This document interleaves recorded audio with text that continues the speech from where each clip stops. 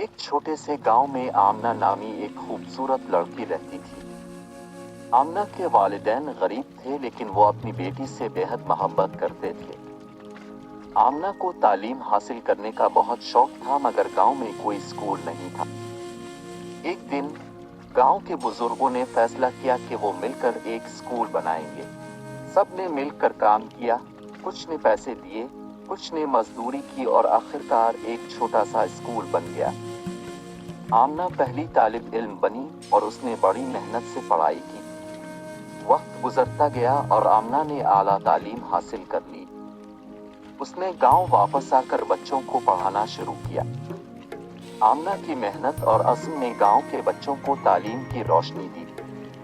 इसकी वजह से गांव में खुशी और तरक्की का नया दौर शुरू हुआ। आमना की कहानी साबित करती है कि मेहनत और अज़्म से कुछ भी मुमकिन है।